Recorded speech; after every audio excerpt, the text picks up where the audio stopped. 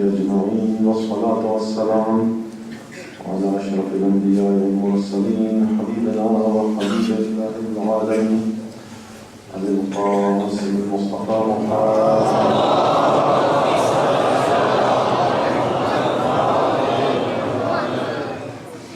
ثم الصلاة والسلام على أهل بيته الطيبين الطاهرين الأئمة الميامين، لا سيما صاحب الدعوة النبوية والصولة الحيدرية والعزمة الفاطمية والحلم الحسنية والشجاعة الحسينية والعبادة السجادية والآثار الباقرية والمآثر الجعفرية والعلوم الكاظمية والحجج الرقوية والجود التقوية والنقاوة النقوية والهيبة العسكرية والغيبة الإلهية سيدنا ومولانا حجة ابن الحسن العسكري صاحب العصر والزمان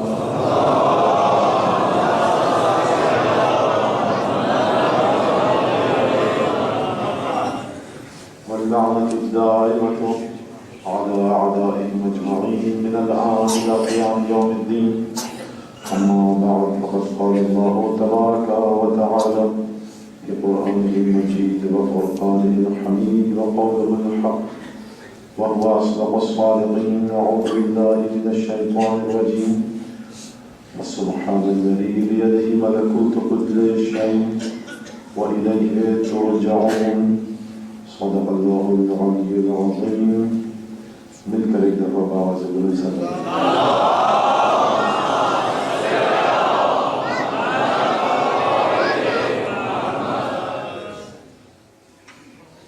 گرامی، توحید اور حیات انسانی کے ارتقاء کے حوالے سے ہماری گفتگو کا سلسلہ چل رہا ہے.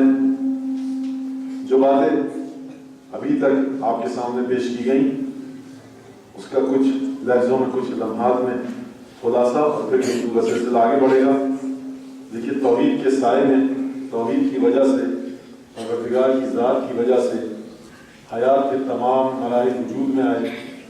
پتھر بے جان خدا نے پیدا کیے، نباتات خدا نے پیدا کیے، حیوانات خدا نے پیدا کیے، انسان خدا نے پیدا کیے.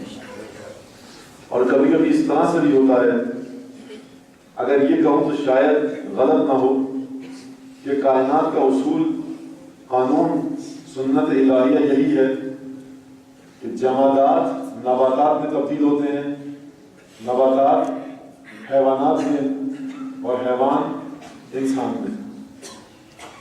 یہ تو مولانا ہوئی ڈارون کی تھیوری ہو گئی جس کو لوگ غلط ثابت کرنے کے چکر میں لگیں گے. آپ نے اس کو کہہ دیا صحیح ہے.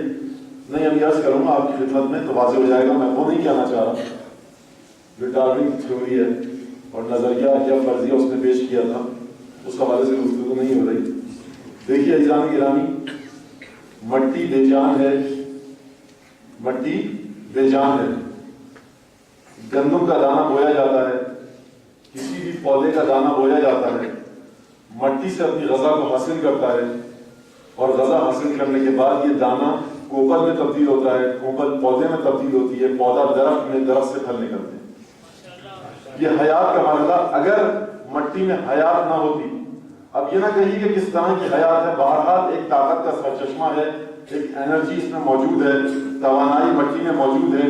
اسی وجہ سے دلیل اس کی ہے کہ جب آپ نے دانے کو زمین میں دبایا، تخم پاشی کی، تو یہ دانہ اگر آپ کی میز پر پڑا رہتا تو ہرگز تناور درخت میں تبدیل نہ ہوتا.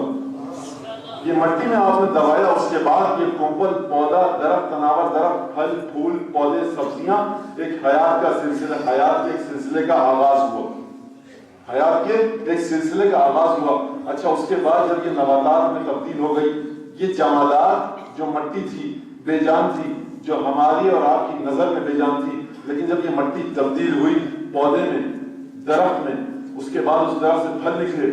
پھل میں توجہ کیجیے گا، پھل کے اندر وہی بیج تھا جو آپ نے زمین میں دبایا تھا. یعنی وہ بیج جس مقام پر جس مرتبے پر وہ بیج فنا ہو گیا اس نے اپنی زندگی کھو دی، اپنی حیات کو اپنی زندگی کے تمام تقاضوں کو وہ کھو بیٹھا اور وہ بیج نہ رہا، پودے میں تبدیل ہو گیا۔ لیکن نگاہ انسانی نے کچھ مرحلوں کے بعد کچھ عرصے کے بعد دیکھا کہ وہ بیج جسے میں سمجھ رہا تھا فانی ہو چکا ہے، فنا ہو چکا ہے۔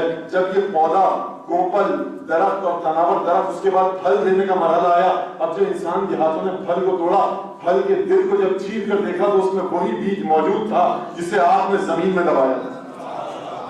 یہ توحید کا ایک کرشمہ ہے۔ عزیزان گرامی، معجزے کا مطالبہ کرنے والے لوگ اگر صرف اسی کو دیکھ لیں تو ان کی سمجھ میں آ جائے کہ پروردگار نے کتنا عظیم معجزہ پیدا کیا۔ اور اس کے بعد جب حیوانات آئے، حیوانات نے ان جڑی بوٹیوں کو، ان گیاہ کو، ان نباتات کے، اس حیات نباتاتی کے مرحلے کو یہ حیوانات کی غذا کا حصہ بنے۔ یہ گائے، یہ بکری، یہ بھیڑ، یہ دمبے، یہ گوسفند، یہ مویشی، جب یہ آئے اور انہوں نے آ کر اس نباتاتی حیات کے ذریعے اپنی حیوانی حیات کی بقا کا مطالبہ کیا تو ایک دفعہ چراگاہیں وجود میں آئیں اور ان حیوانات نے ان پودوں کو چرا کھایا، اپنا کھانا، اپنی غذائیت، اپنی توانائی حیات نباتی سے حاصل کی۔ تو وہ جو بے جان حیات تھی، جمادات کی، وہ تبدیل ہوئی حیات نباتی میں، نباتات بنے۔ نباتات کس مرحلے پر آئے؟ نباتات آئے ضرورت بن کر حیوانات کی، حیوانات نے اس کھانے کو، اس غذا کو، اس چارے کو حاصل کیا اور اس کے بعد ان حیوانات کے گوشت اور دودھ کے ذریعے نسل انسانی کی بقا، نسل انسانی کا استمرار، نسل انسانی کا تسلسل آگے بڑھا۔ تو دیکھا عزیزان گرامی کہ اگر یہ پودے نہ ہوں، آپ کائنات کے، بڑی توجہ کیجئے گا، آپ کائنات کی حیات کے تمام مراحل کو ہٹا دیجئے، جمادات صاحب نہیں چاہیے، بیکار ہیں، نباتات ہمیں ضرورت نہیں ہے، حیوانات کی ضرورت نہیں ہے، بس یہ گل سرسبز، یہ خدا کی وحدانیت کا بہترین نمونہ انسان کافی ہے۔ تو عزیزان گرامی، انسان کو آپ باقی نہیں رکھ سکتے جب تک آپ کو تینوں بقیہ اور پچھلی حیاتوں کو باقی نہ رکھنا ہوگا۔ اگر باقی حیات زندہ رہے گی، اگر حیات مختلفہ وہ زندہ رہیں گی، تب جا کر آپ انسانی حیات کی بقا کی بات کر سکتے ہیں۔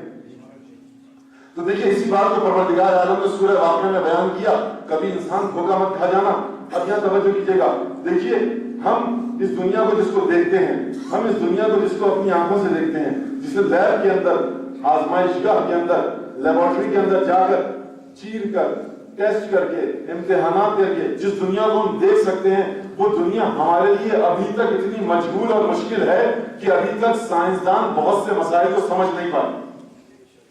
اچھا، خدا نے انسان کا یہی غرور توڑنے کے لیے اور اپنی وحدانیت کا اقرار کروانے کے لیے عجیب انداز سے سورہ واقعہ میں آواز دی کہ دیکھو انتم تخلقون ام نحن الخالقون۔ دیکھو سورہ واقعہ عجیب سورہ، قیامت کے ذکر سے اس کا آغاز ہوا۔ افرأیتم ما تمنون انتم تخلقون ام نحن الخالقون نحن قدرنا بینکم الموت وما نحن بمسبوقین علی ان نبدل امثالکم وننشئکم فیما لا تعلمون وَلَقَدْ۔ اب دیکھیے ترجمہ اس کا سن لیجیے، پھر بات کو اور آگے بڑھاؤں۔ أَفَرَأَيْتُم مَا تُمْنُونَ أَأَنتُمْ تَخْلُقُونَهُ أَمْ نَحْنُ الْخَالِقُونَ۔ تم نے دیکھا ہے یہ جو، اب اسی طرح سے مجھے اس کا ترجمہ کرنے دیجیے، اس کے علاوہ میں اس کا ترجمہ نہیں کر پاؤں گا۔ یہاں پہ ہر جگہ کے بعد کچھ تقاضے ہوتے ہیں، میں مسلسل کہتا آیا ہوں کہ عمر کے ہر حصے سے تعلق رکھنے والے افراد اور سامعین موجود ہیں، تو مجھے اپنی تمام جو محدودیت ہے میری نظر میں، اس کے حساب سے آپ اجازت چاہوں گے، گفتگو کرنے دیجیے۔ افرأیتم ما تمنون، تم نے دیکھا وہ مصدر، مرکز اور سلسلہ حیات انسانی کہ جو حیات انسانی کا ضامن ہے، کبھی صلب پدر میں، کبھی رحم مادر میں۔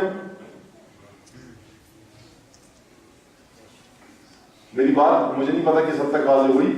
وہ جو ابتدائی ترین مرحلہ ہے انسان کی حیات کے استمرار کا، ابتدائی ترین مرحلہ انسانی حیات کے تسلسل کا، صلب پدر سے رحم مادر۔ تم نے کیا اس چیز کو دیکھا ہے کہ نطفے کو دیکھا ہے؟ افرأیتم ما تمنون انتم تخلقونہ ام نحن الخالقون۔ تم نے اسے خلق کیا ہے یا ہم نے خلق کیا ہے؟ نحن قدرنا بینکم الموت وما نحن بمسبوقین، ہم ہی نے اس نطفے کو پیدا کیا ہے، تم نے پیدا نہیں کیا، اور دیکھو ہم ہی نے موت کو بھی پیدا کیا ہے، ہم سے پہلے کوئی ایسا کام نہیں کر سکتا تھا، یعنی کوئی ہے ہی نہیں، صرف ہم ہیں، ہماری ذات ہے، پروردگار کا اعلان ہے کہ صرف میں ہوں اور میرے علاوہ کوئی نہیں ہے، کہ وہ ہستی کہ حیات انسانی کی ابتدا بھی اسی کے ہاتھ میں، حیات انسانی کی انتہا بھی اسی کے ہاتھ میں۔ افرأيتم ما تمنون انتم تخلقونه ام نحن الخالقون نحن قدرنا بينكم الموت وما نحن بمسبوقين على ان نبدل امثالكم وننشئكم فيما لا تعلمون۔ دیکھو ہم ہی تمہیں موت دیں گے اور اس کے بعد تمہیں ایک ایسی جگہ پر لے جائیں گے کہ جس کا تمہیں بھی اچھی طرح سے کچھ علم نہیں ہے۔ تو عزیزان کرام سمجھ میں آیا کہ موت کو جسے آج کی دنیا فنا کا نام دیتی ہے، پروردگار عالم کی نگاہ میں، نگاہ قدرت میں، نگاہ قرآن میں وہ موت فنا نہیں ہے، بلکہ وہ موت نام ہے اس دنیا سے منتقل ہو جانے کا دوسری دنیا میں۔ اچھا یہ اب تم نے بات کی، ہم نے حیات انسانی کی، افرأیتم ما تحرثون، کیا تم نے دیکھا ہے وہ کھیتی جو تم اگاتے ہو، انتم تزرعونہ ام نحن الزارعون، وہ کھیتی تم اگاتے ہو یا ہم اس کی زراعت کرتے ہیں؟ پروردگار کھیتی تو ایک کسان اگاتے ہیں۔ لو نشاء لجعلناہ حطاما فظلتم تفکہون، اگر ہم چاہیں تو تمہاری کھیتی کو سکھا دیں، خشک کر ڈالیں، پھر تم تامک ٹوئیاں مارتے رہ جاؤ گے، ادھر سے ادھر پریشان گھبرا کر رہ جاؤ گے کہ ہم کریں تو کیا کریں۔ بل نحن مغرومون، تم کہو گے کہ ہمیں دھوکا ہوا، ہمارے ساتھ بڑا گھاٹا ہوا، ہم نے نقصان اٹھایا۔ یہ دوسری حیات کا دوسرا مرحلہ، نباتات کی حیات۔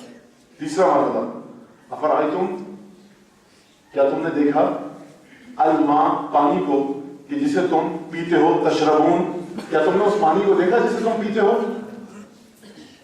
سمجھتے ہو اس کی حقیقت کیا ہے؟ اسے ہم نے تمہارے لیے ایجاد کیا ہے۔ انتم انزلتموہ من المزن ام نحن المنزلون، بادلوں سے تم اسے برساتے ہو یا ہم اسے برساتے ہیں؟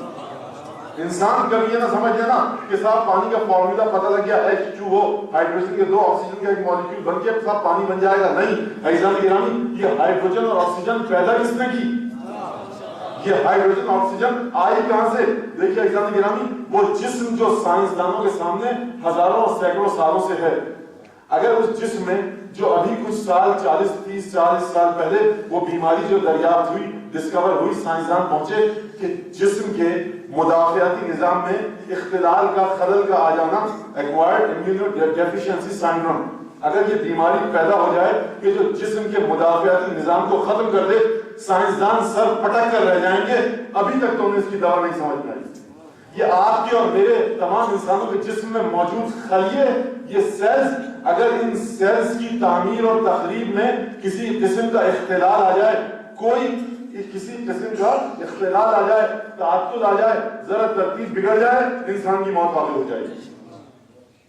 اب بیماریوں کے نام ہے، بہرحال آپ سمجھ گئے میری بات کو، تو سیلز کے اندر اگر آپ کے اختلال آ جائے انسان کے کسی کے، خدا نہ کرے، تو دیکھیے موت واقع ہو جائے گی۔ تم ابھی تک حیات کے مراحل کو نہیں سمجھ سکے، وہ زندگی جو تمہاری آنکھوں کے سامنے تھی تم اسے نہیں سمجھ سکے۔ پانی کو دیکھا ہے، تم اسے برساتے ہو، ہم برساتے ہیں۔ اچھا بات اور آگے بڑھی، افرأیتم النار التی تورون انتم انشأتم شجرتها ام نحن المنشئون، کیا تم نے اس آگ کو دیکھا ہے؟ اسے ہم نے پیدا کیا، ہم نے نکالا عالم سے وجود میں، یا تم نے نکالا؟ آگ کے بارے میں سائنسدان لفظ استعمال کرتے ہیں، ڈسکور، دریافت، انوینشن، ایجاد نہیں کہتے۔ تو سائنسدان اس بات کو مانتا ہے کہ یہ حقیقت ہمارے بنانے سے پہلے تھی، ہم نے اس کے وجود کو کشف کیا ہے، دریافت کیا ہے، ایجاد ہم نے نہیں کیا، یہ موجود تھی چیز۔ تو عزیزان گرامی دیکھیے یہ وجود کا سلسلہ۔ تو دیکھیے قل من یرزقکم من السماء، کہ بتاؤ آسمانوں سے تمہیں رزق کون پہنچاتا ہے؟ قل من یأتیکم بماء معین وَإِنْ أَصْبَحَ مَاؤُكُمْ غَوْرًا فَمَنْ يَأْتِیکُم بِمَاءٍ مَعِینٍ۔ ذرا یہ تو بتاؤ میرے حبیب، ان کو یہ بتاؤ ذرا، ان لوگوں سے یہ کہو، یہ پوچھو کہ اگر یہ پانی جو تم پیتے ہو، میٹھا پانی، اگر یہ کھارا ہو جائے، کڑوا ہو جائے، اتنا زیادہ شور ہو جائے کہ تم اسے پی نہ سکو نمکین ہونے کی بنا پر، تو کون تمہیں میٹھا پانی لا کر دے گا؟ یہ مصادر پتہ ہے تمہیں اس کے، یہ کہاں سے نعمتیں آتی ہیں؟ ایسا نہیں کہنا بس وہ جملہ مجھے کہہ کر آگے بڑھ جانے دیجیے کہ دیکھیے جب ہم ظاہری چیزوں کے نظام کو، ظاہری چیزوں کے سسٹم کو، ظاہری چیزوں کو نہیں سمجھ سکتے، یہ جسم ہمارا، یہ ہماری زندگی، یہ ہماری موت، یہ پودے، یہ پانی، یہ آگ، ہم ان کی حقیقت کو جب نہیں سمجھ سکتے تو دیکھیے یہ چیزیں ہمارے سامنے ہیں لیکن ہم کما ہوا حق کو نہیں سمجھ سکے۔ بہت سی چیزیں ہماری نظروں سے ابھی تک اوجھل ہیں، تو یہ بتائیے جو ہماری نظروں کے سامنے چیزیں ہیں وہ ہم سے اوجھل ہیں، ہم ان کی حقیقت تک نہیں پہنچ سکتے۔ تو ذرا اس سوال کا جواب سوچئے کہ وہ حکم جو پروردگار کے علم میں ہے، وہ احکام شرعی، وہ شرعی احکام، وہ قوانین فقہ، انسان کی حیات کے وہ قانون کہ جو پروردگار کے علم میں موجود ہیں، ہم کس طرح ان تک پہنچ سکتے ہیں؟ تو اسی لیے فرمایا جناب جعفر بن محمد صادق آل محمد نے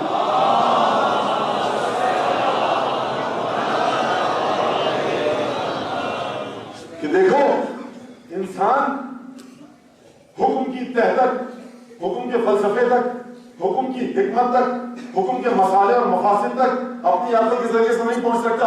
ان دین اللہ لا یصاب بالعقول، خدا کا دین مسائل شیعہ میں روایت، ان دین اللہ لا یصاب بالعقول، خدا کے دین تک نہیں پہنچا جا سکتا عقل کے ذریعے۔ خدا کے دین تک اگر پہنچا جا سکتا ہے تو اس ہستی کے ذریعے پہنچا جائے گا کہ جو گواہ بنی خدا کی اور خدا کے رسول کی رسالت کی۔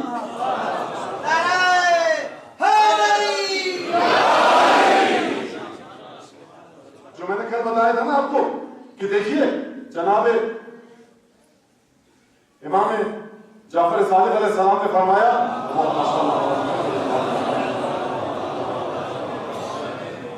میں تقریباً 8:10 پہ بیٹھا ہوں، 9:10 تک تو ہوں میں انشاءاللہ بحول قوہ الہی، اور لطف اگر شامل حال رہا جن کا یہ فرض ہے اور آپ کی دعائیں شامل حال ہے۔ میں ابھی سے بتا رہا ہوں اس لیے کہ پوری وہ بات کر کے ہم میں سوچ کے آتا ہوں۔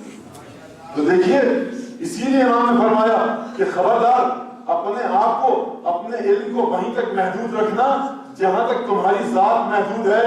خبردار اپنی انسانی حدود سے قدم بڑھا کر پروردگار کے کاموں میں دخل نہ دے دینا۔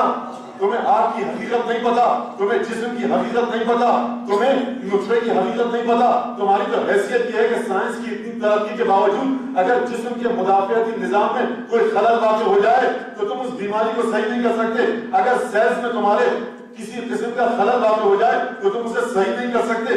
تمہاری کتابوں میں آج تک ایک سیل پر مشتمل، سنگل سیل پر مشتمل حیوانات یوگینا، پیرامیشیم اور امیبا کی کے درس پڑھائے جاتے ہیں ابھی تک۔ دیکھو تمہیں اپنی ضرورت ہے ان حیوانات کی زندگی پڑھنے کی کہ جو صرف ایک خلیہ اور ایک سیل پر مشتمل ہے۔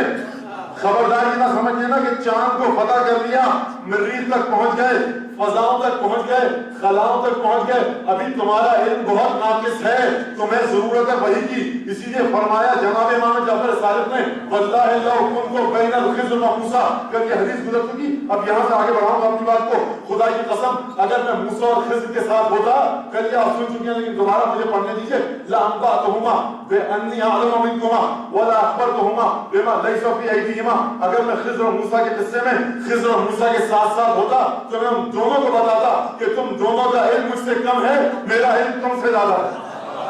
اور دیکھو صرف یہ نہیں بتاتا بلکہ یہ بھی بتاتا، وہ چیزیں بتاتا موسیٰ اور خضر کو جو نہ موسیٰ کو جن کا علم تھا نہ خضر کو جن کا علم تھا۔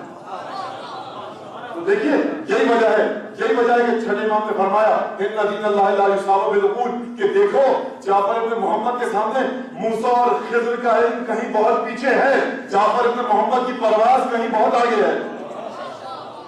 موسیٰ اور خضر بھی ہوں گے تو انہیں آ کر سیکھنا پڑے گا جعفر صادق کی بارگاہ میں۔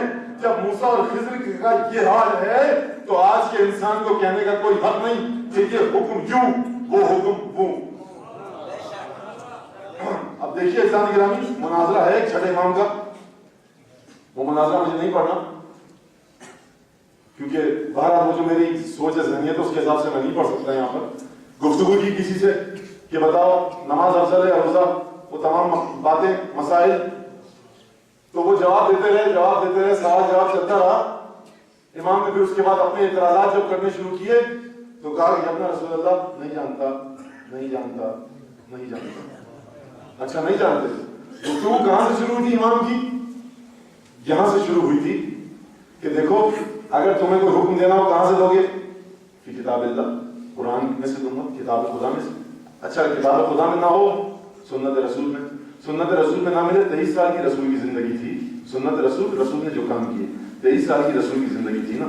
تو تم اب 23 سال میں تو تمام واقعات نہیں ہو، زمانہ ترقی کر رہا ہے، تو تم کہاں سے لوگے؟ کہا کہ پھر اصحاب کی زندگی سے. کہا کہ اصحاب اگر نہ لکھے، کہا کہ تابعین، تبع تابعین اگر نہ ملے، کہا کہ پھر میں اپنی عقل سے سوچ کر فتوا دوں گا.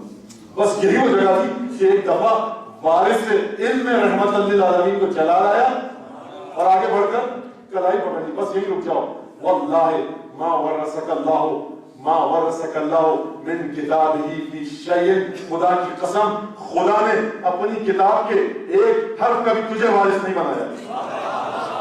وارث اگر ہوں تو میں ہوں. یہ چھٹا امام اعلان کر رہا ہے کہ آؤ دیکھو تم اصول کافی میں پڑھو کیا بات ہے، کون سی حدیثیں ہیں. پہلی کتاب کتاب العقل والجہل، کتاب الحجت، کتاب توحید. توحید کے بارے میں چھٹے امام کے فرامین، امام کی عصمت کے بارے میں چھٹے امام کے فرامین، انبیاء کے بارے میں فرامین، توحید کے بارے میں فرامین، قرآن کی صفات کے بارے میں فرامین.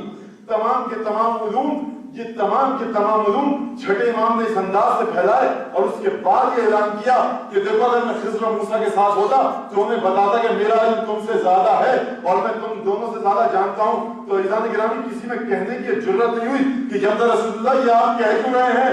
بھائی جعفر بن محمد نے پہلے اپنا علم دکھلایا لوگوں کو اور پھر دعویٰ کیا کہ اب کسی کو کسی قسم کی شک کی گنجائش نہ رہ جائے.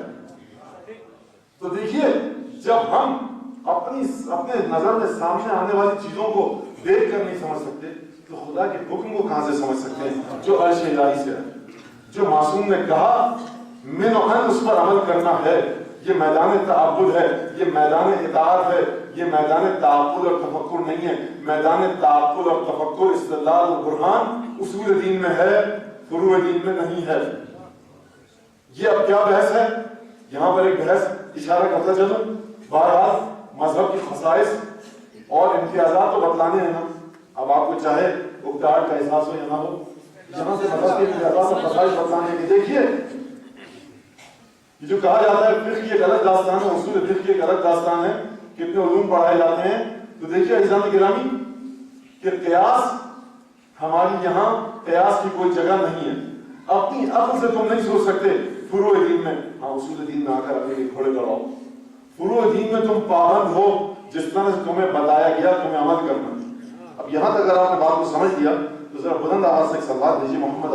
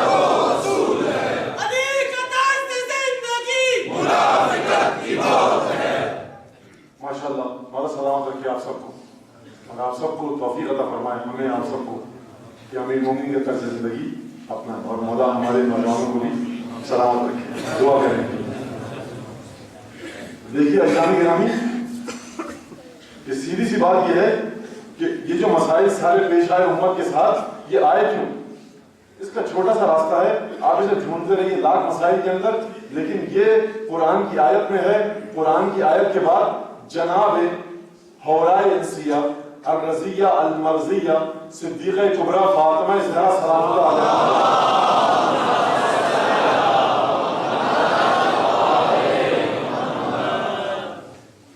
ایک شعر مجھے کسی دوست نے سنایا، وہ یاد رہ گیا ہے.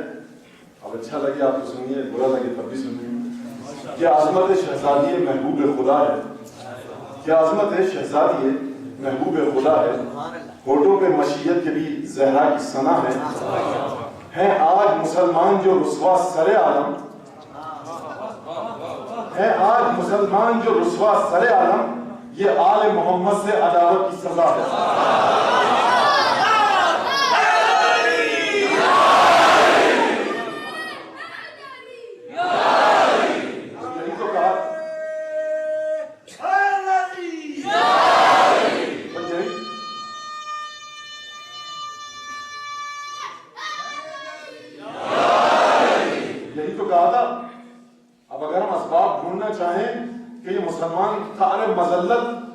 پستی اور ذلت میں کہاں سے جا کر گرے؟ بہترین کتاب ان کے پاس نورانی، ان کا رسول نورانی، ان کے پاس تعلیمات نورانی. تو یہ اگر جا کر دیکھنا ہے تو جائیے پوچھئے بارگاہ سیدہ میں کہ کیا کہا تھا. تخافون الفتنہ، تم فتنے سے ڈرتے ہو، فتنے سے ڈر کر تم یہ دو راہا مسلمانوں کے سامنے ایجاد کر رہے ہو. دیکھو اللہ فی الفتنہ ستقوا، تم فتنے میں جا کر گرو گے. تم نے اس اونٹنی کو ایسی جگہ پر لا کر باندھا ہے کہ قیامت تک کے لیے تم اس اونٹنی سے زہریلا اور تلخ دودھ دوہتے رہو گے. یہ ہیں آج مسلمان جو رسوا سر عالم، یہ آل محمد سے عداوت کی سزا ہے. اور جب تک وارث رسول خدا، ہمیں کوشش کرنی چاہیے نوجوان ہمارے آگے بڑھیں، تعلیم کے میدان میں، سیاست کے میدان میں، ملک اور قوم کی خدمت کریں، ملک اور قوم سے محبت کریں، قانون کی پابندی کریں، علم جتنا زیادہ سے زیادہ حاصل کر سکتے ہیں حاصل کریں، اور اس کے بعد جائیں مسلمانوں کی عزت سربلندی کے لیے کام کریں. نوجوانوں کی ذمہ داری یہ ضرور ہے، آپ کی ذمہ داری ضرور ہے. دیکھیے بڑی توجہ کے ساتھ بس ایک اشارہ کر کے آگے بڑھ جاؤں. آپ کی ذمہ داری ہے کہ جب سورج ڈوب جائے تو چراغ جلائیے. صبح کے سورج کے انتظار میں چراغ بجھا کر نہیں بیٹھ سکتے، صبح کے سورج کے انتظار میں چراغ بجھا کر نہیں بیٹھ سکتے. چراغ جلانا ہے، لیکن آپ اس حقیقت کا انکار نہیں کر سکتے کہ صاحب اس وقت اندھیری رات ہے، چمکتا ہوا دن نہیں ہے.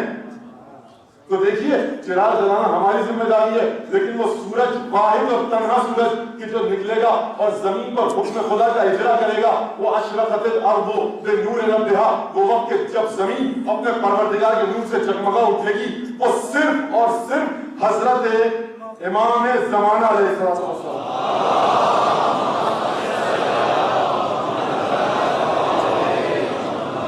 لیکن کوشش کرنا، تگدو کرنا، جد و جہد کرنا ہمارا کام ہے. میں نے کہا نا جب سورج ڈوبتا ہے چراغ جلانا آپ کا کام ہے. آپ سورج نکلنے کے انتظار میں چراغ بجھا کر نہیں بیٹھ سکتے. بات آئی تھی تو میں نے عرض کر دی. تو دیکھیے اجزاء گرامی، حیات کے مراحل، حیات کی ابتدا، حیات کی انتہا، لائک صلی اللہ علیہ محمد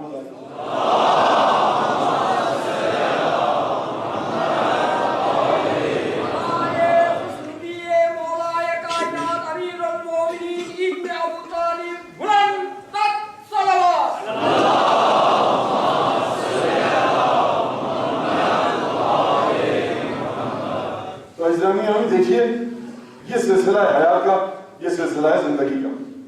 اچھا آئیے دوبارہ چلتے ہیں قرآن کی بارگاہ میں.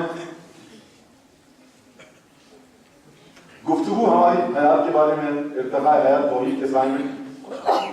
قرآن وہ کتاب ہے جو درس انقلاب ہے، قرآن وہ کتاب ہے جو درس انقلاب ہے.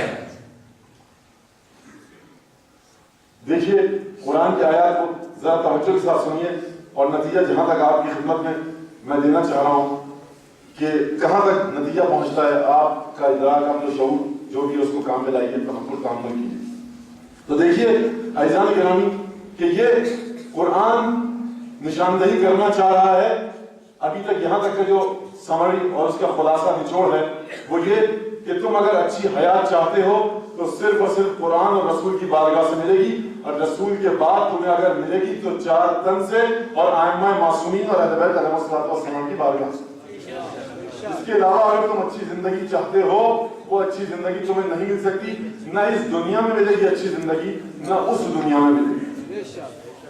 اچھا اب دیکھیے ذرا سا دوبارہ آئیے کہ پروردگار عالم نے جب پہلی آیت پیش کی تو بسم اللہ الرحمن الرحیم، پہلی آیت نازل کی بسم اللہ الرحمن الرحیم، اور اس کے بعد تمام کی تمام جو پروردگار کی رحمت تھی اس کا نچوڑ پروردگار نے جناب خاتم النبیین کو وہ تمغہ عطا کر کے دیا کہ دیکھو وما ارسلناک الا رحمۃ للعالمین، اے میرے حبیب ہم نے تجھے سوائے رحمت کے کچھ اور بنا کر نہیں بھیجا۔ یہ آیات آپ کے سامنے ہیں، آپ پڑھ چکے ہیں اور آپ سن چکے ہیں، نتیجہ بھی ہے۔ تو پروردگار کی رحمت کا نچوڑ کون ہے؟ پروردگار کی پوری رحمت کس کے پاس ہے؟ جناب ختمی مرتبہ کے پاس۔ اچھا اب آئیے ذرا جناب موسیٰ کی کچھ آیتیں آپ کے سامنے پیش کی، جناب موسیٰ، جناب عیسیٰ اور جناب نوح کا اشارہ کر کے اور بات کو میں آگے بڑھوں گا۔ دیکھیے عزیزان گرامی، کل یہ آپ کی خدمت میں عرض کیا جا چکا، فلما آتاہا، جب موسیٰ آئے اس وادی کی جانب تو نوح دیا تو موسیٰ کو پکار دی گئی من شاطئ الوادی الایمن، وادی ایمن دائنے ہاتھ کی وادی کے کنارے سے، کیا فی البقعۃ المبارکۃ، اس مبارک گنبد میں، من الشجرۃ، درخت میں سے وہ آواز نکلی، یا موسیٰ انی انا اللہ رب العالمین، میں تمہارا پروردگار ہوں، تمام عالمین کا پروردگار ہوں۔ اچھا دوسرا حکم کیا دیا گیا؟ القے، موسیٰ ذرا اس لاٹھی کو ڈالو۔ تو دیکھا جب موسیٰ نے کہا جان ولا مدبر ولم یعقب، موسیٰ نے دیکھا کہ ایک دفعہ یہ لاٹھی اژدہا بن گئی تو موسیٰ گھبرا گئے۔ اس کو کیا تھا کبھی جیب تخرج بیضاء من غیر سوء، دیکھو موسیٰ اس ہاتھ کو اپنے گریبان میں ڈالو، یہ دوبارہ چمکتا ہوا ہاتھ نکلے گا بغیر کسی بیماری کے، پریشان نہ ہونا، گھبرا مت جانا، یہ بیماری نہیں ہے۔ فضانے کے برہانان، یہ دو دلیل ہیں ہماری طرف سے تمہارے لیے۔ یہی موسیٰ، عصا موسیٰ کی حقیقت یہ کہ جب موسیٰ سے پانی طلب کیا گیا تو جب موسیٰ سے پانی طلب کیا گیا وہ یہی وہ اژدہا تھا۔ میں مجبور ہوں اسلامی گرامی خلاصے کے طور پہ آیت پیش کرنے کے لیے، بہت معذرت چاہتا ہوں، ذرا توجہ سے سن لیجیے گا حوصلے اور ہمت کے ساتھ۔ تو پروردگار نے کیا حکم دیا؟ فَقُلْنَا اضْرِب بِعَصَاكَ الْحَجَرَ، موسیٰ پانی چاہیے، اس اپنی لاٹھی کو، اس عصا کو مارو ذرا پتھر پر، فَانْبَجَسَتْ مِنْهُ اثْنَتَا عَشْرَةَ عَيْنًا قَدْ عَلِمَ كُلُّ أُنَاسٍ مَشْرَبَهُمْ، اس میں سے پانی نکلنے لگے گا، ہر آدمی پانی کو سمجھ جائے گا، پی لے گا۔ اور اس کے بعد جب فرعون کا لشکر موسیٰ کا پیچھا کرتا ہوا آ گیا، فَأَوْحَيْنَا إِلَىٰ موسیٰ، ہم نے موسیٰ پر وحی دی، کیا دی؟ أَنِ اضْرِب، مارو اپنے عصا کو، کس کے اوپر؟ البحر، سمندر پر مارو، فانفلقا، دریا بیچ میں سے پھٹ گیا، وَكَانَ كُلُّ فِرْقٍ كَالطَّوْدِ الْعَظِيمِ، ایک بہت بڑے پہاڑ کی صورت میں پانی ہٹ گیا، بیچ میں سے راستہ بنا، موسیٰ گزرتے ہوئے چلے گئے۔ لاٹھی ایک ہے، کبھی اژدہا بنتی ہے، کبھی پانی نکالتی ہے، کبھی پانی روکتی ہے۔ حیات کے مختلف مظاہر، حیات کے مختلف اطوار، حیات کے مختلف ڈائمنشنز، ویژنز، اینگل، جو لفظ چاہے آپ استعمال کیجئے، دیکھیے وہ اسی لاٹھی سے ہیں۔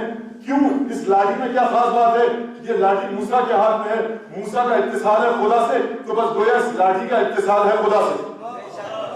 عجیب معجزہ دیا خدا نے موسیٰ کو۔ پتھر پر مارو پانی نکلے گا، پانی پر مارو پانی الگ ہو جائے گا، پتھر پر مارو پانی نکلنے لگے گا، پانی پر مارو گے پانی پتھر بن کے کناروں پہ ہٹ جائے گا۔ فَكَانَ كُلُّ فِرْقٍ كَالطَّوْدِ الْعَظِيمِ، پہاڑ کی صورت میں آ گئی۔ اچھا یہی لاٹھی جب دربار میں پھینکا موسیٰ نے، تَلْقَفُ مَا يَأْفِكُونَ، تو جو جادوگروں نے اپنی رسیاں پھینکی تھی، یہ موسیٰ کا عصا اس رسیوں کو، ان سانپوں کو نگلنے لگا۔ بھئی یہ موسیٰ کی کرامت سمجھ میں آ گئی ہے نا یہاں تک بات۔ اچھا اب آئیے ذرا جناب عیسیٰ کی طرف۔ تو عیسیٰ نے کیا کہا تھا؟ یہ آیات میں آپ کے سامنے پڑھ چکا ہوں، دیکھو انی اخلق لکم من الطین کہیئۃ الطیر، میں تمہاری مٹی سے پرندے کی مانند ایک مورتی بناؤں گا، فانفخ فیہ فیکون طیرا باذن اللہ وابرئ الاکمہ والابرص، دیکھو میں مبروس کو اور پیدائشی نابینا کو شفا بھی دوں گا اور پرندے کی مٹی کی مورت بناؤں گا، پرندے کی پھونکوں گا، خدا کی سے اڑ جائے گی۔ یہ موسیٰ کے معجزے، بس اشارتاً میں آیات پڑھ کے تاکہ مباحث تازہ ہو جائیں آپ کے ذہن میں، پڑھ رہا ہوں اور آگے بات کو بڑھا رہا ہوں۔ یہ موسیٰ کو لاٹھی تھی، اسی لیے کہتے ہیں ید بیضاء، عصائے موسیٰ، دم عیسیٰ، عیسیٰ کی پھونک اور عیسیٰ کی سانس، موسیٰ کا عصا، موسیٰ کا ہاتھ، ہے نا یہ معجزے۔ اچھا اور اس کے بعد جناب نوح، دیکھیے میں نے تین جو ان معجزوں کا انتخاب کیا واقعات کا، تو اس میں کچھ حکمت ہے۔ اچھا اس کے بعد پروردگار رب لا تذر علی الارض من الکافرین دیارا، پروردگار کافروں نے بہت تنگ کر لیا، ابھی نے مار دیا، ہلاک کر دیا۔ اچھا قصہ بڑا طویل ہے، مختصر کر کے عرض کر رہا ہوں۔ اچھا کیا کریں ہم؟ بھائی کرو یہ کہ دیکھو اصنع الفلک بأعیننا ووحینا، ہماری آنکھوں کے سامنے ہماری وحی کی روشنی میں کشتی تیار کر لوں۔ اچھا منہ لگے کشتی تیار کرنے۔ اچھا کلما مر علیہ، جب بھی نوح کے پاس سے نوح کی قوم والے گزرتے تھے قصبے میں کشتی بنا رہے ہیں، یہ کیا بنا رہے ہو؟ کشتی کس کام کی ہوگی بھائی؟ گھر بناؤ لکڑی کا، یہ کشتی کیوں بنا رہے ہو؟ اچھا تو کیا کرتے تھے؟ مسخرہ استہزاء کرتے تھے، تمسخر اڑاتے ہوئے جاتے تھے. تو نوح نے ایک دفعہ پلٹ کے کہا کہ دیکھو اِنَّا نَسْخَرُ مِنْكُمْ كَمَا تَسْخَرُونَ، جس طرح تم ہمارا مسخرہ بنا رہے ہو، ہمارا استہزاء کر رہے ہو، تمسخر اڑا رہے ہو، ایک دن وہ آئے گا کہ جب ہم تمہارا مذاق اڑائیں گے. دیکھو پروردگار نے حکم دیا. اچھا جب طوفان آیا، قرآن کے الفاظ اور فارت تنور، آسمان سے پانی برسا، تنور میں سے پانی ابلا، تو اس کے بعد کیا ہوا؟ اس کے بعد اتنا عظیم سیلاب آیا، پروردگار نے حکم دیا تھا کہ موسیٰ ہر چیز کے ایک ایک جوڑا لے کر اپنی کشتی میں بیٹھ جاؤ اور اپنے اہل کو، اپنے گھر والوں کو لے کر بیٹھ جاؤ. اب نوح نے یہ کیا کہ ہر پرندے کو، جانور کے ایک ایک جوڑے کو لے کر بیٹھے، تب اپنے تمام مومنین کو آواز دی اور اس کے بعد چلی. قرآن کے یہ الفاظ ہیں موسیٰ نوح کی کشتی کے بارے میں، سفینہ نوح کے بارے میں کہ دیکھو وَهِيَ تَجْرِي بِهِمْ فِي مَوْجٍ كَالْجِبَالِ، یہ پہاڑوں کی مانند اس موج کے اوپر چلنے لگی. اچھا اور اس کے بعد چلنے لگی اور نوح نے کیا کہا؟ بسم اللہ ارکبوا فیہا بسم اللہ مجراہا و مرساہا، اللہ کا نام لے کر چلو، اس پہ بیٹھ جاؤ، یہ اللہ کے نام سے جاری ہوگی، اللہ کے نام سے چلے گی. اب کشتی چلنے لگی، برسات زبردست، زمین سے پانی ابل رہا ہے، آسمان سے پانی ابل رہا ہے. اب نوح نے ایک دفعہ آواز دی، وَنَادَى نُوحٌ ابْنَهُ، نوح نے اپنے بیٹے کو آواز دی، یا بنی ارکب معنا، اے بیٹا ہمارے ساتھ بیٹھ جا کشتی میں. کہنے لگا نہیں میں نہیں بیٹھوں گا. سآوی الی جبل یعصمنی، میں پہاڑ کی جانب جا رہا ہوں، وہاں مجھے پناہ مل جائے گی. دیکھیے یہ جو آیات ہے نا حضرت نوح کے بارے میں، تو مجھے یہاں پر اشارتاً کہہ رہا ہوں، کل یا پرسوں اس کو اور میں واضح انداز سے پیش کروں گا آپ کے سامنے. یہ میرا انشاءاللہ وعدہ اگر میرے ذہن میں رہا تو ٹھیک ہے. اچھا جب نوح نے یہ کہا، نوح کے بیٹے نے یہ کہا سآوی الی جبل یعصمنی، تو نوح نے کہا دیکھو لا عاصم اليوم، آج کے دن کوئی ایسا نہیں ہے کہ جو بچ سکے اس پانی سے. دیکھو لا عاصم من امر ربی، آج کے دن میرے پروردگار کے حکم سے کوئی نہیں بچ سکے گا مگر یہ کہ جس پر میرا پروردگار رحم کرے. اچھا فاستوت علی الجودی، مختصر کر کے یہ کوئی جودی پر آ کر رکی. کشتی حکم دیا یا سماء ابلعی مائک و یا ارض ابلعی، اے زمین پانی نکل دے، اے آسمان پانی کو برسانا بند کر دے. حیات کے مظاہر خدا کے ہاتھ میں. حکم دیا گیا زمین کو، وہ زمین توجہ کیجیے گا، وہ زمین جو ابھی تک پانی کو جذب نہیں کر پا رہی تھی، ایک دفعہ حکم دیا گیا یا ارض ابلعی مائک، اے زمین جو تجھ پر پانی رواں دواں ہے اسے نگل دے. زمین نے پورا پانی نگل دیا. آسمان جو مسلسل برسات برسا رہا تھا، خدا کا حکم ہوا، آسمان نے بارش کو برسانا روک دیا. یہ خدا کا حکم. اب نوح کو خیال آیا کہ بیٹا میرا مر گیا. اب یہیں پر آپ کے ذہنوں کو روک کے اب یہ نوح کا معجزہ. اب آگے ذرا عیسیٰ کا معجزہ آپ کی سمجھ میں آ گیا. اب یہاں تک میں گفتگو کو اس سے آگے نہیں بڑھانا چاہتا. عیسیٰ کا معجزہ سمجھ میں آ گیا، موسیٰ کا سمجھ میں آ گیا، نوح کے واقعات کسی حد تک آپ کی سمجھ میں آ گئے. اب دیکھیے اب یہ آخری نبی ہے. معجزات خاتم الانبیاء کے بارے میں ایک بڑی طویل اور عریض گفتگو ہے، نہایت وسیع. میں صرف اشارہ دے کے آگے بڑھ رہا ہوں کہ دیکھو اے نبی، ہم تمہارے ساتھ اس طرح کے کوئی واقعات قرآن میں نبی کریم کے ذکر نہیں ہوئے جس طرح سے عیسیٰ کے ذکر ہوئے، جس طرح سے موسیٰ کے ذکر ہوئے، جس طرح سے نوح کے ذکر ہوئے. ہے نہیں کوئی واقعہ نہیں اس طرح کا. اچھا نبی کریم کو کیا میڈل اور تمغہ دے کر بھیجا؟ وما ارسلناک الا رحمۃ للعالمین، ہے میرا حبیب ہم نے تجھے سوائے رحمت کے کچھ اور بنا کر نہیں بھیجا. اچھا یہ مظہر رحمت ہے. اور جب معراج کی رات آسمانوں پر لے کر گئے، اب یہ آسمان کہاں تھے کیسے تھے مجھے اس کی کوئی حقیقت کا علم نہیں ہے، کیونکہ آیات بڑی عجیب ہیں، احادیث بڑی عجیب ہیں، انسان کا علم ناقص. تو دیکھیے جب لے کے گئے تو پروردگار نے اپنے نبی کریم کی محمد مصطفیٰ کی عظمت جب بتانی چاہی تو یہ کہا فَأَوْحَىٰ إِلَىٰ عَبْدِهِ مَا أَوْحَىٰ، اللہ نے وحی کر دی محمد مصطفیٰ پر جو وحی اسے کرنی تھی.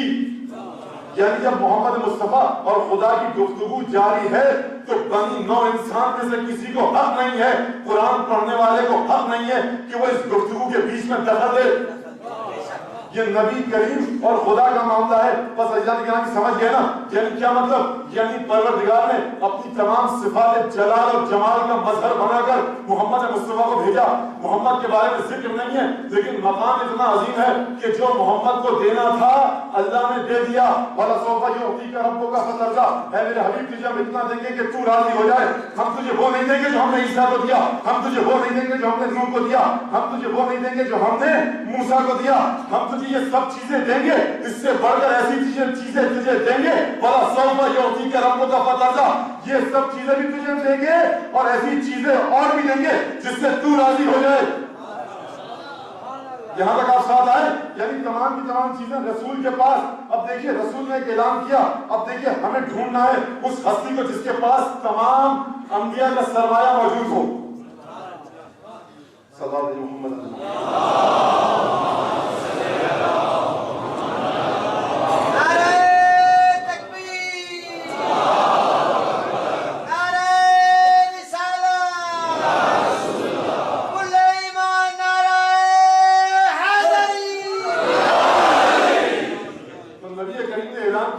کہ دیکھو اب یہ نبی کریم کے پاس امانت ہے خدا کی کہ تمام انبیاء کے مواریث، تمام انبیاء کی کرامات، تمام انبیاء کا علم، یعنی وہ علم الہی جو آدم سے لے کر عیسیٰ تک ہر ایک کے پاس تھا، رسول کے پاس وہ علم اور وہ صفات موجود ہیں اور اس سے بھی بڑھ کر ہیں۔ اب ایک دفعہ سمجھ میں آ گیا نا، نوح، موسیٰ، عیسیٰ، یہ سب سمجھ میں آ گیا، کسی حد تک سمجھ میں آ گئے۔ اب رسول خدا نے ایک عجیب بات کری، دیکھو تمہیں موسیٰ کی کرامتیں چاہیے نا، تم موسیٰ کو دیکھنا چاہتے ہو، تم عیسیٰ سے ملنا چاہتے ہو، تم ابراہیم سے ملنا چاہتے ہو، تم آدم کو دیکھنا چاہتے ہو، تم نوح سے ملنا چاہتے ہو۔ تو ایک دفعہ آواز دی رسول خدا نے، اور علامہ ابو بکر مرتضی اصفہانی نے اپنی کتاب میں لکھا، من اراد ان ينظر الى آدم في علمه والى نوح في بہائه والى موسیٰ في ہیبته والى عیسیٰ في زہده، جو چاہتا ہے کہ آدم کے علم کو دیکھے، جو چاہتا ہے کہ نوح کی عظمت اور ان کی نورانیت کو دیکھے، جو چاہتا ہے کہ عیسیٰ کے زہد کو دیکھے، جو چاہتا ہے موسیٰ کی ہیبت کو دیکھے، تو وہ کسی اور کی طرف نہ دیکھے، پر ینظر الی علی ابن ابی طالب، وہ علی ابن ابی طالب کی جانب دیکھے۔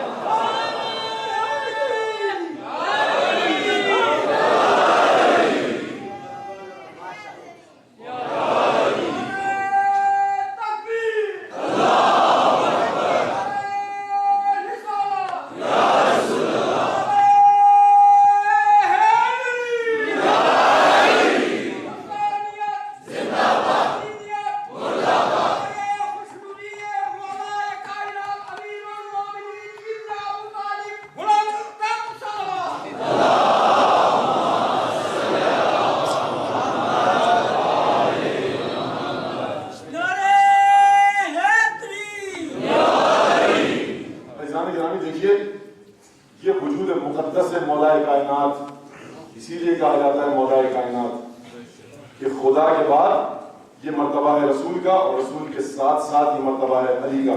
اسی لیے فرمایا تمام خزانے علی بن ابی طالب کے پاس ہیں۔ دعائے نظمہ میں آپ پڑھتے ہیں نا کہ حامل اسرار الہی علی بن ابی طالب، تو عزیزان گرامی یہی وجہ تھی، یہ مرتبہ تھا علی بن ابی طالب کا کہ جب رسول خدا نے ایک مثلث بنانی چاہی اپنی علی کی اور خدا کی، تو یہ کہا کہ دیکھو اے علی، ما عرف اللہ الا انا وانت وما عرفني الا الله وانت وما عرفك الا الله وانا۔ اے علی دیکھ، اللہ کو کسی نے نہیں پہچانا جیسا میں نے اور تو نے، مجھے کسی نے نہیں پہچانا جیسا خدا نے اور تو نے، اور تجھے کسی نے ویسا نہیں پہچانا جیسا میں نے اور خدا نے۔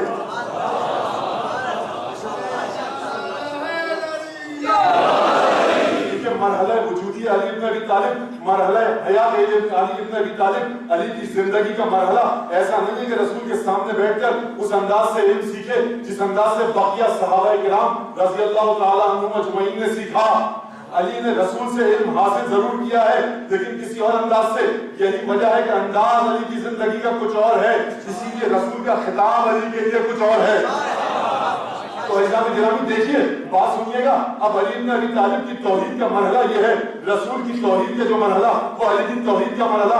اسی لیے اس بات کو سنتے جائیے کہ رسول نے جب توحید کا ذکر کیا اور توحید کے سائے میں معرفت انسانی کا ذکر کیا اور معرفت انسانی کے ساتھ ساتھ حیات کی ارتقاء کا ذکر کیا، ایوولوشن کا ذکر کیا، ترقی اور تکامل کا ذکر کیا، تو اب رسول نے اپنے بعد اپنے ساتھ ساتھ خدا اور علی کے علاوہ نہ آدم کا ذکر کیا، نہ موسیٰ کا ذکر کیا، نہ نوح کا ذکر کیا، نہ عیسیٰ کا ذکر کیا، نہ ابراہیم کا ذکر کیا، کسی بھی پیغمبر کا ذکر نہیں کیا۔ یہ کہہ دیا کہ علی خدا کو جس طرح سے میں نے اور تو نے پہچانا ہے کسی اور نے نہیں پہچانا۔ یہ معرفت علی بن ابی طالب ہے. تو ہم جو علی کے دروازے پر جاتے ہیں نا، ہم جو علی کے دروازے پر جاتے ہیں، علی بن ابی طالب سے تمسک رکھنا چاہتے ہیں، وجہ یہی ہے کہ ہم شرک کے چکر میں نہیں جاتے. ہمیں پتا ہے کہ علی کے دروازے سے رسول کی اجازت سے درس توحید ملتا ہے، درس شرک نہیں ملتا. تو بس عزیزان گرامی دیکھیے، دوبارہ آئیے. اب دیکھیے سلسلہ ہے نا، السلام علیکم یا وارث آدم صفت اللہ، السلام علیکم یا وارث محمد نبی اللہ، السلام علیکم یا وارث موسیٰ کلیم اللہ، السلام علیکم یا وارث عیسیٰ روح اللہ. یعنی کیا مطلب؟ اے مولا حسین، آدم کے وارث، نوح کے وارث، موسیٰ کے وارث، عیسیٰ کے وارث، ابراہیم خلیل اللہ کے وارث. یعنی کیا مطلب؟ اگر موسیٰ کلیم اللہ ہے تو موسیٰ جس طرح سے کلیم اللہ ہے، حسین ابن علی میں یہ طاقت ہے کہ وہ خدا سے گفتگو کر سکے. اگر نوح کے پاس نبوت کی بنا پر کچھ علوم ہیں تو وہ حسین کے پاس ہیں. اگر روح اللہ ہے عیسیٰ تو حسین اس اللہ کی روح کا وارث حسین ہے. اگر دم عیسیٰ میں یہ طاقت ہے کہ جس پر پھونک مارے، جس پر دم کرے، جسے سانسیں لگ جائیں عیسیٰ ابن مریم کی، وہ زندہ ہو جائے، حسین ابن علی میں یہ طاقت ہے کہ وہ جسے پھونک مارے، دم کرے، وہ زندہ ہو جائے. اور نہ صرف یہ کہ زندہ ہو، ارتقاء حیات کے مراحل طے کرے. تو عزیزان گرامی موسیٰ کی طرف چلیے ذرا، جناب موسیٰ کی بارگاہ میں. موسیٰ القی ما فی یمینک، موسیٰ ذرا ڈالو، پھینکو ذرا جو تمہارے سیدھے ہاتھ میں ہے. فرعون کے دربار میں ہو نا، جادوگروں نے رسیاں پھینکی ہیں نا، جادوگر تمہیں ڈرانا چاہ رہے ہیں. بس ترہبوہم وجاؤ بسحر عظیم، دیکھو بہت بڑا جادو کیا ہے نا. موسیٰ گھبراؤ مت، پھینکو ذرا اپنا یہ عصا، اپنی لاٹھی پھینکو. تلقف ما یافکون. تو ایک دفعہ موسیٰ نے دیکھا کہ موسیٰ کا عصا نگلنے لگ، موسیٰ کا عصا اژدہا بن گیا اور اژدہا بن کر تمام سانپوں کو نگل گیا ہے نا. تو یہ ظالمین جب امتحان دیتے ہیں خدا کے نمائندوں کا تو اسی طرح سے ہوتا ہے. حیات کا ایک سلسلہ ہے، یہ حیات کا سلسلہ سید الشہداء تک آیا. سید الشہداء سے ارتقاء حیات کی ملکیت، ارتقاء حیات کا مصدر، منبع، سرچشمہ، مرکز جناب امام زین العابدین کی ذات قرار پائی. اس کے بعد جناب باقر العلوم امام محمد باقر، اس کے بعد جناب صادق آل محمد، اور جناب صادق آل محمد کے بعد جناب امام موسیٰ کاظم علیہ السلام. بس ایک دفعہ ہارون نے کہا کہ میں ذرا شرمندہ کرنا چاہتا ہوں، دیری میں عدالت ہے، کس طرح سے شرمندہ کروں؟ کسی میدان میں میں انہیں شرمندہ کر ہی نہیں سکا. یہ نہایت مفلسی کے عالم میں ہے. قید و بند کی صحبتیں ان پر توڑ ڈالی، قتل انہیں کر دیا، قید انہیں کر دیا، انہیں تتر بتر کر دیا، ان کے خاندان کو برباد کر دیا. لیکن ان کی عزت اسی طرح سے لوگوں کی بارگاہ میں، لوگوں کے سامنے موجود ہے. خدا کی بارگاہ میں اسی طرح سے کروں تو کیا کروں؟ ہارون نے کہا کہ اچھا ٹھیک ہے، دعوت کا انتظام کرو. اور ایک جادوگر کو بلا لایا. علی بن یقین کہتے ہیں کہ جادوگر آیا، علی بن موسیٰ ابن جعفر یعنی ساتویں امام اپنے خادم کے ساتھ آئے. دسترخوان پر روٹی کھانا رکھا گیا اور جیسے ہی خادم ہاتھ بڑھا کر روٹی کو اٹھانا چاہتا تھا، جادوگر کوئی منتر پڑھتا تھا، دعا پڑھتا تھا، روٹی ہوا میں اڑ جاتی تھی. 4-5 دفعہ یہ مرحلہ پیش آیا، یہ مسئلہ پیش آیا. اب ایک دفعہ جناب امام موسیٰ کاظم کو جلال آیا. نکات وہ صرف نہیں ہے جو میں بیان کر چکا ہوں، شاید یہاں پہ مجھے نہیں پتا، جو آپ کے ذہنوں میں ہے. ایک دفعہ جناب امام موسیٰ کاظم کو جلال آیا. دیکھیے، ہر ایک سے جھگڑا کر لیجئے، حجت خدا سے جھگڑا نہ کیجیے. حجت خدا سے جھگڑا نہ کیجیے. جو سمجھتا ہے کہ صاحب پہلی سے 10 محرم عاشورہ 9-10 کی چھٹی ہے، یہاں تو کوئی نہیں، لیکن میری آواز پتہ نہیں کہاں تک جائے گی، یہ میسج کہاں تک پہنچے گا. جو سمجھتا ہے 9-10 کی چھٹی ہے، چلیے پکنک پر گھومنے پھرنے چلتے ہیں، زندگی کے وہی معاملات. تو دیکھیے نہ کیجیے یہ کام.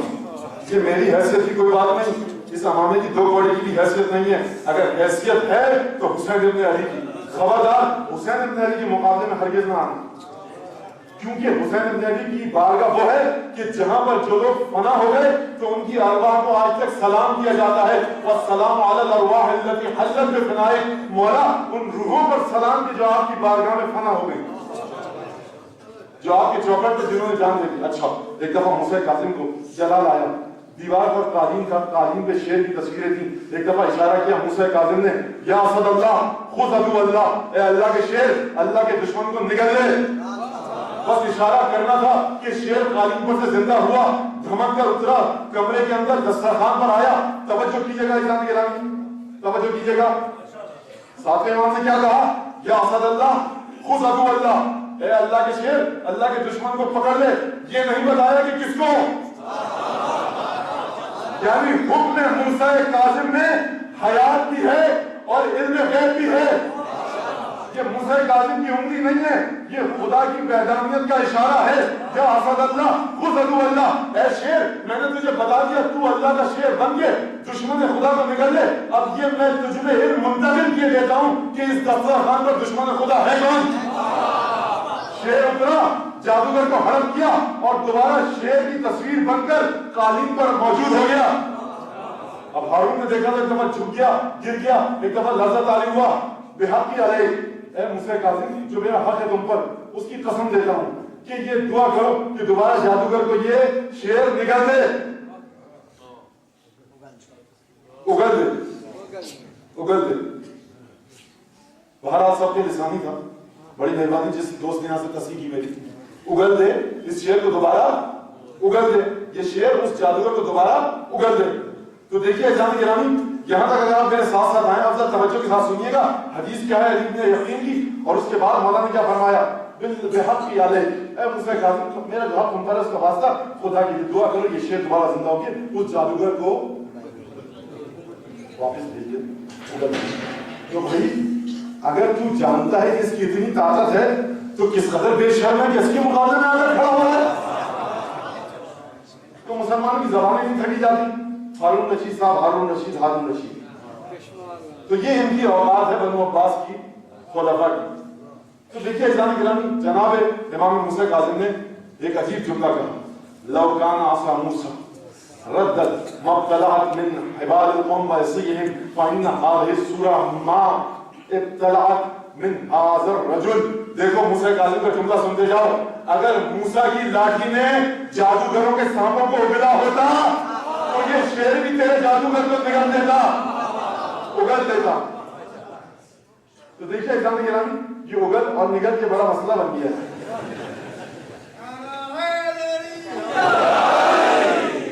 اصل میں حدیث عربی کی ہے ابتلاعت, تو جو بار بار جو لفظ آ رہا ہے وہ ابتلاعت آ رہا ہے میرے ذہن میں, تو ابتلاعت کا ترجمہ کرنے میں غلطی ہوئی رہی ہے مجھ سے بار بار.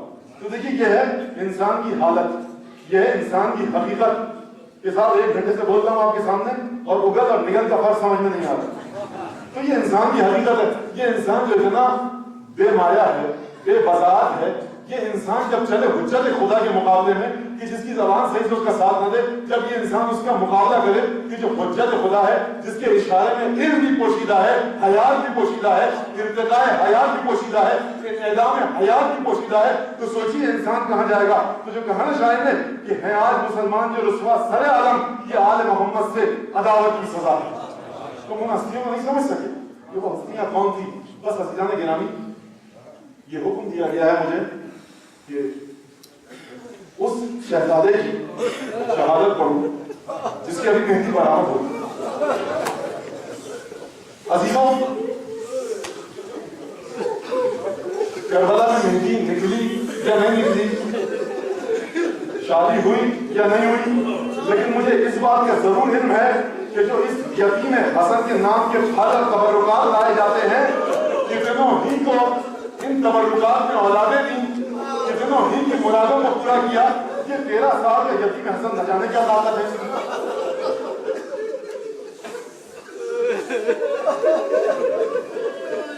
یہ بڑی عجیب طاقت ہے.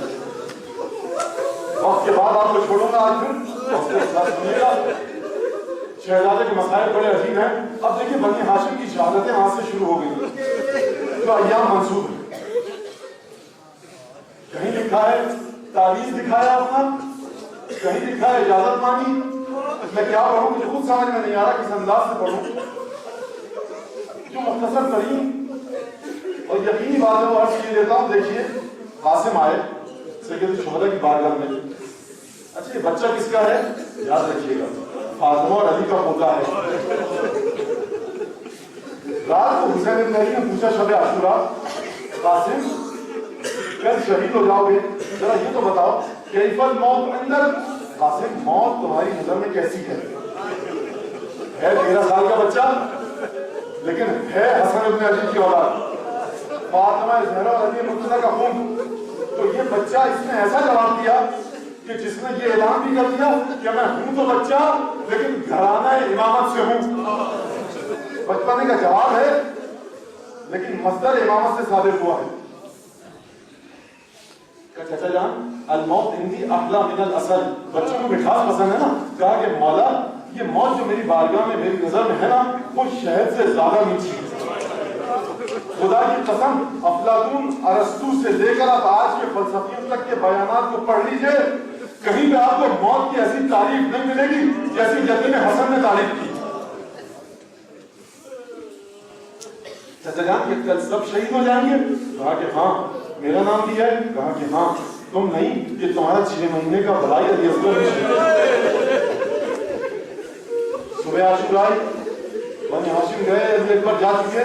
اب قاسم ایک دفعہ آئے چچا جان کے پاس آتے, چچا جان مجھے مرنے کی اجازت دی. اچھا اساتید علماء تو یہ میں نے کہتے سنا ہے کہ حسین کے پاس جو بھی آیا اجازت دینے کے لیے, حسین نے اجازت دے دی. علی اکبر آئے, حسین نے فوراً اجازت دے دی. لیکن جب قاسم آئے تو مقصد مکرم کے الفاظ یہ ہیں وَأَتَنَا قَاسم. حسین نے ایک دفعہ آگے بڑھ کر قاسم کو کھینچ کے اپنے سینے سے لگایا تو بقیہ چچا بھتیجے مل کر روئے, اتنا روئے حتیٰ خشیہ علیہما, یہاں تک کہ دونوں پر رشک کی ایک کیفیت تعلیم ہو گئی. قاسم کو جوڑ کے عرض کروں گا مولا حسین ایک سوال کا جواب کہ گریے کا سبب کیا ہے؟ شاید مولا حسین جواب دیں کہ مجھے بھائی حسن کا تعاون یاد آ گیا, فاطمہ زہرا یاد آئی, حسن مصطفیٰ یاد آئے, مولا علی مرتضیٰ یاد آئے. قاسم جا رہے ہو؟ اچھا جاؤ. ماں سے اجازت لے لی. اگر پوچھا ہو کچھ عجب نہیں کہ قاسم نے کہا ہو کہ اس بیوہ ماں نے ہی مجھے تیار کر کے بھیجا. جانتے ہیں نا. اچھا یہ تو خیمے کی کہانی سن رہے ہیں نا داستان. ذرا آئیے یزیدی لشکر کی طرف. مقصد میں کیا لکھا ہے؟ یزیدی لشکر کا ایک سپاہی ہے, کہتا ہے فخرج من الخیام میں شاب یتلألأ وجهه كأنه القمر. اب خیام میں سے ایک ایسا بچہ نکلا جو ابھی بالغ نہیں ہوا تھا, اس کی مسیں بھیگی نہیں تھی. اب جب میں نے اس کے چہرے کی طرف دیکھا تو چودھری کے چاند کی طرح. یہ بچہ بڑا کچھ سمجھ میں نہیں آیا کون بچہ ہے. یہ بچہ جب آگے بڑھا آپ نے گریہ کیا. قاسم کی دادی آپ کو آپ کے گریہ کا دیتا. بی بی فاطمہ زہرا یہ مومنین اور یہ مومنات آپ کے پوتے پر گریہ کر رہے ہیں. ان کی ایک دعا یہ ہے کہ ان کے دلوں کا قدر فرمائیے.